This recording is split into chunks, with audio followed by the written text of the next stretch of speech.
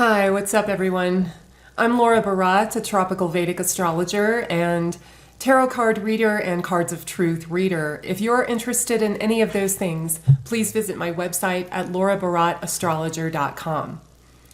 Okay, so today we're talking about Saturn in the 8th house. And this is the last of the series on the 8th house. I'm not doing the nodes in the 8th house. I'm doing a separate thing on the nodes later on. So yeah, today's Saturn in the 8th house. And what he does there, a lot of times Saturn in the 8th house, if he's well disposed, will give a very long life. And it's really good for longevity. Usually the karaka in the house isn't good for good for the significations of the karaka or the house. The karaka is what that means is the significator or the producer. The karaka means the producer. So Saturn produces our longevity. Jupiter produces our children. Venus produces our marriage and our vehicles. Mercury produces our friends. So every planet produces something, and every house produces something, right? But usually the karaka in the house can cause some problems in that house. Not always, but most of the time. But Saturn in the 8th seems to be good for longevity. So that's a good thing, right? And if he's well disposed, the person can overcome, major traumas, major setbacks. They can go through transformations very well. Saturn is the planet of suffering. So he can get through it. He can suffer through whatever the 8th house throws at him if he's well disposed. So that's a good thing. Then another thing about Saturn, though, more on the kind of challenging side of Saturn, is people who have Saturn in the 8th tend to not form bonds or trust people very much, just because that house, the 8th house, is the house of trusting other people and forming a bond with them. And if we can't trust them, we can't form a bond with them. So, and it's usually has to do with a marital relationship or long-term serious relationships, romantic relationships. And it takes a person a while. As they grow older, they start to become wiser and begin to trust other people and to trust themselves. But they just have that block there because Saturn, wherever he is, tends to cause some suffering, tends to slow things down, tends to separate us from whatever he's touching, whether it's a planet or a house.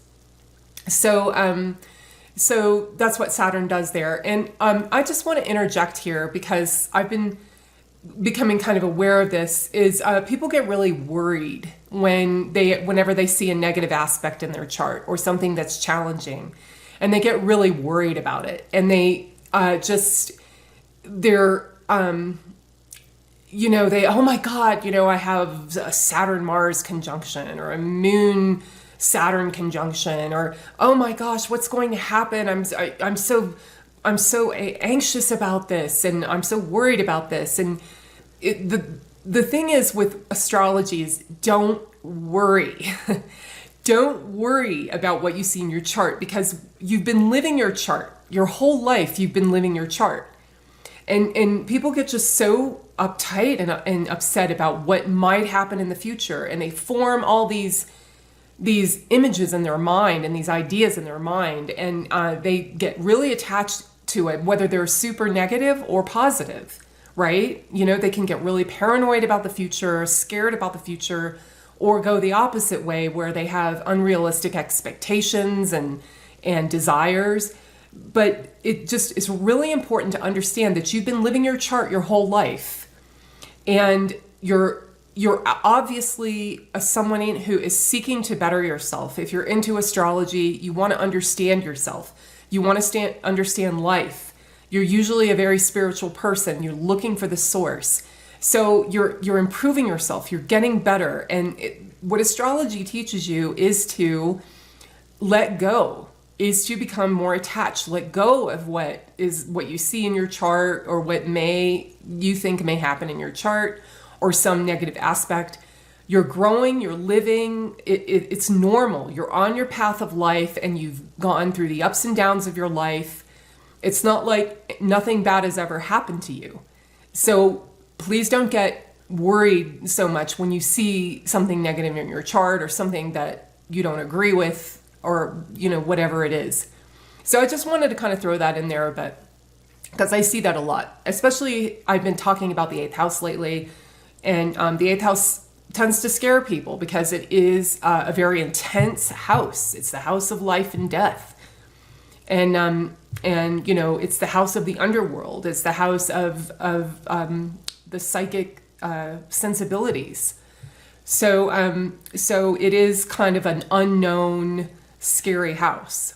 And so I just wanted to put that in there.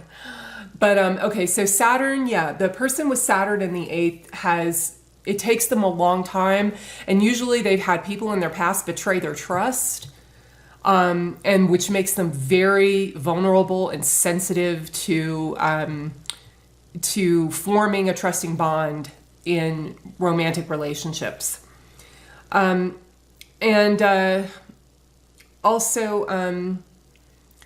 if there is if the person has Saturn in the 8th, their partner usually doesn't have a lot to bring to the table for the relationship, because Saturn rules scarcity. So the person they get involved with can have, you know, not be very wealthy or not have a lot to offer the person, just as far as in material possessions or land or even skills or things like that, because Saturn is lazy. He does only the work he needs to do, and then he stops. Okay. But he is able to give a really strong ability to focus and be alone. And so also being alone, you know, Saturn in the 8th house is a house of moksha. It's a water house. You know, it's one of those hidden houses where we need to be alone and contemplate ourselves and meditation and prayer and all that stuff, right? So he also gives, you know, an ability to do that. And that's one way that Saturn can withstand suffering. So he can give that power of being alone quite well, and the person can study and get through whatever they need to get through and focus.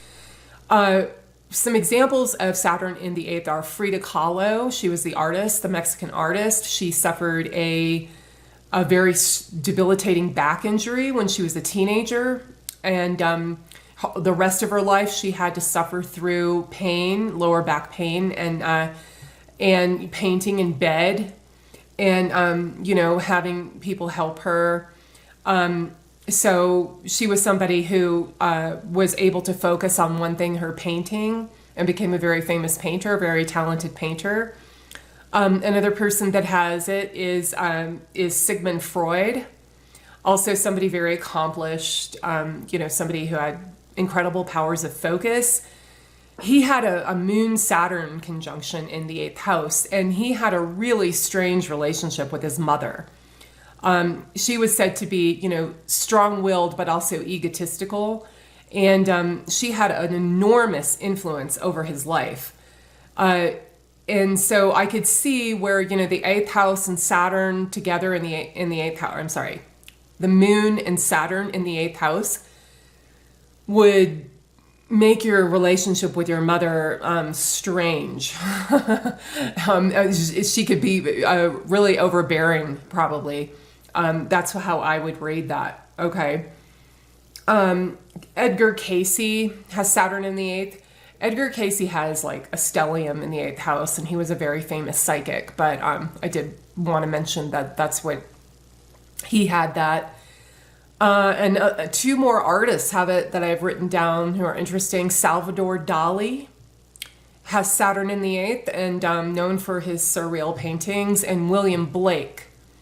And these two people, all of them really, went against the grain. They go against societal norms, which are the divine law, the cultural law of the society they are in, which is the 9th house. That's the 9th house. And the 8th house is the 12th from the 9th. So it makes loss of that cultural law, right? I was talking about this in my last video, where the 8th house can rule taboo things.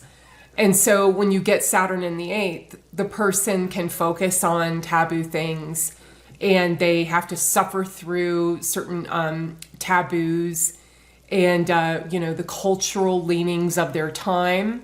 And they can go against the grain very much. They go against societal norms, which is a Saturn trait. Well, not going against norms, but having Saturn there, because Saturn is kind of where we focus, right? And where we have inevitable karmas. Where Saturn is and what he touches is where we have inevitable karmas, and where we have to be involved in that house in some fashion. A lot of people who have Saturn in the 8th are around death a lot. Not that it happens to them, but people in their close family, friends, their lover, whatever, has died or suffered through very serious illnesses. The Saturn in the 8th can give that. And so I was just talking about this when I did the Jupiter video.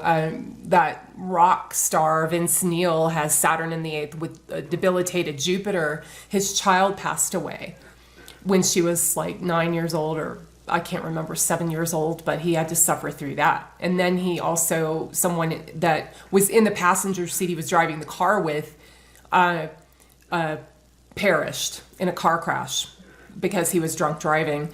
And it's so funny, after I saw that movie, I said to myself, I know I'm going to look up his chart. And then he had 2 planets in the 8th house, perfect, for his life, and what I saw, how his life was playing out. And it made so much sense that he would have Jupiter and Saturn in the 8th house. So yeah, that is Saturn in the 8th. Oh, and then the person, okay, so Saturn rules our subordinates.